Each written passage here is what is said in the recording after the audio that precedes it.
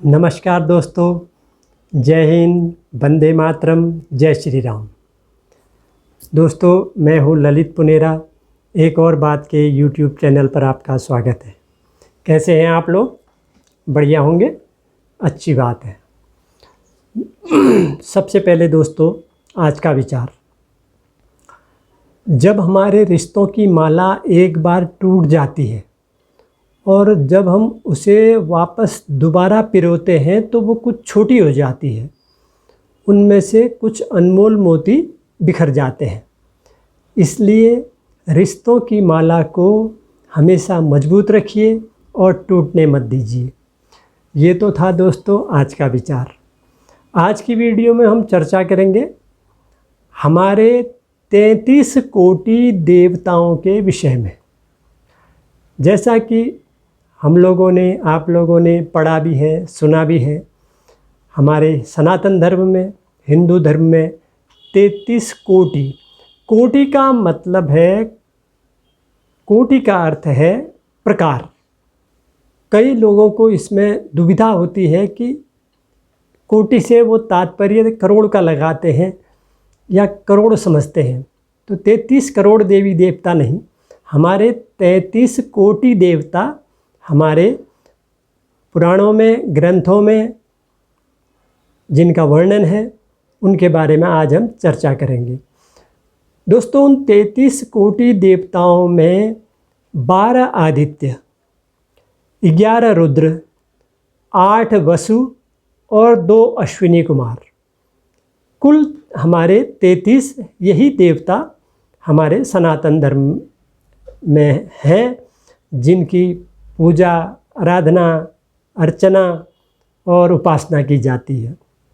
अब सबसे पहले जानते हैं दोस्तों आदित्यों के विषय में। जो हमारे 12 आदित्य हैं।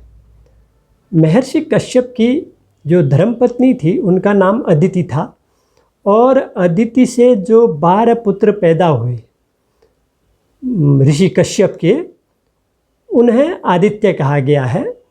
जिनमें सबसे बड़े भगवान सूर्यदेव, जिनका बचपन का नाम विविस्वान था। दूसरे अर्यमा, पूषा, त्वष्टा, सविता, भग, धाता, विधाता, वरुण, मित्र, इंद्र और त्रिविक्रम। ये जो 12 पुत्र थे, ये 12 आदित्यों के नाम से प्रसिद्ध हुए। चर्चा करते हैं 11 रुद्र के विषय में। रुद्र के अवतारों के संबंध में एक कथा प्रचलित है हमारे शास्त्रों में, पुराणों में। एक बार देवासुर संग्राम हुआ। देवासुर संग्राम मतलब देवताओं और असुरों में युद्ध हुआ। तो उस युद्ध में देवताओं की पराजय हो गई और स्वर्ग पर असुरों का, दैत्यों का राज्य हो गया। तो देवतागण स्वर्ग की राजधानी अमरावतीपुरी को छोड़ करके अपने पिता महर्षि कश्यप और अदिति के आश्रम में पहुंच गए। तो उन्होंने सारा वृत्तांत अपने पिता महर्षि कश्यप को सुनाया और उन्हें बताया कि हम पराजित हो गए हैं, दैत्यों ने स्वर्ग पर अधिकार कर लिया है। तो महर्षि कश्यप तत्काल काशीपुरी गए और वहाँ पर उन्होंने भगवान भोलेनाथ की, भगवान शिव शंकर की कई वर्षों तक कठोर तपस्या की, घोर तपस्या की। और उनकी तपस्या से प्रसन्न होकर के भगवान शिव ने काशी में ही उन्हें दर्शन दिए और महर्षि कश्यप से कहा, महर्षि, मैं आपकी तपस्या से बहुत प्रसन्न हूँ, आप वरदान मांगिए, आपको क्या वरदान चाहिए। तो महर्षि कश्यप ने बताया भगवान श्री भोलेनाथ को, शिव शंकर को, कि देवतागण दैत्यों से, असुरों से युद्ध में पराजित हो गए हैं और उनकी सहायता के लिए मुझे ऐसे पुत्रों का वरदान दीजिए जो देवताओं की सहायता करें और पुनः स्वर्ग पर उनका आधिपत्य स्थापित करने में सहायक हों और दैत्यों का विनाश करने वाले हों। तो भगवान शंकर तो वरदान देने के मामले में बड़े उत्सुक और अधीर रहते थे, और वह तो अपने भक्तों को, चाहे वो मनुष्य हो, देव हो, दैत्य हो, गंधर्व हो, किन्नर हो, जिसने उनकी तपस्या करी उन्होंने वरदान दे दिया।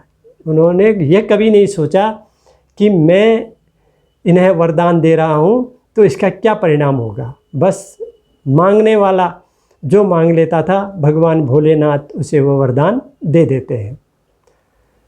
तो भगवान भोलेनाथ ने प्रसन्न होकर के कहा, ऋषिवर, अब मेरे 11 रुद्र जो मेरे ही अंश होंगे आपके कुल में जन्म लेंगे, वह देवताओं की सहायता करेंगे और दैत्यों को पराजित करने में उनके सहायक होंगे। तो भगवान अंतर्ध्यान हो गए और ऋषि कश्यप अपने आश्रम में आए। कालांतर में सुरभि के गर्भ से 11 पुत्र पैदा हुए जो 11 रुद्र कहलाए, और इन रुद्रों ने देवासुर संग्राम में देवताओं की तरफ से युद्ध लड़ा और दैत्यों को पराजित किया और पुनः स्वर्ग पर देवताओं का अधिकार दिलाया। तो ये रुद्र थे कपाली, पिंगल, भीम, विरूपाक्ष, विलोहित, शास्ता, अजपाद, अहिर्बुधन्य, शंभु, चंड और भव। ये 11 रुद्र थे जिनमें भगवान श्री भोलेनाथ, भगवान श्री शिव शंकर का अंश था। ये उन्हीं के द्वारा रचित और प्रकट किए हुए रुद्रावतार थे, इसलिए इन्हें 11 रुद्र कहा जाता है। इसके बाद बात आती है दोस्तों वसु कि वसु कौन थे। अग्नि पुराण के अनुसार 8 वसुओं का जन्म हुआ। पहले हैं धरती, दूसरे हैं अनल अग्नि, तीसरे हैं अनिल वायु, चौथे हैं आप अंतरिक्ष, पांचवें हैं प्रभास आकाश, छठे हैं सोम चंद्रमा, सातवें हैं ध्रुव जो नक्षत्र है, और आठवें हैं आदित्य जो सूर्य भगवान है। ये 8 वसु हैं और ये हमेशा स्वर्गलोक में निवास करते हैं और समय समय पर देवताओं की और मनुष्यों की, भक्तों की सहायता करते हैं और उन्हें वरदान देते हैं, उनका कल्याण करते हैं। अब इसके बाद चर्चा करते हैं अश्विनी कुमारों के बारे में। ये दोनों अश्विनी कुमार भगवान सूर्य और माता संज्ञा के पुत्र हैं। ये देवताओं के वैद्य कहलाते हैं। इनका नाम क्रमशः नासत्य एवं दस्त्र है।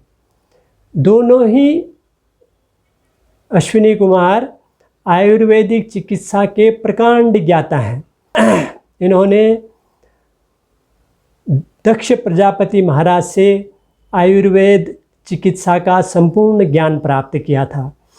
जब भी देवासुर संग्राम होता था, दैत्यों में और देवताओं में जब भी युद्ध हुआ करते थे, जब देवता घायल हो जाते थे या चोटिल हो जाते थे या अस्वस्थ हो जाते थे युद्ध में, तो यह अपनी चिकित्सा पद्धति से और अपने मंत्रों के द्वारा उन्हें रोग मुक्त कर देते थे और उनका उपचार करते थे।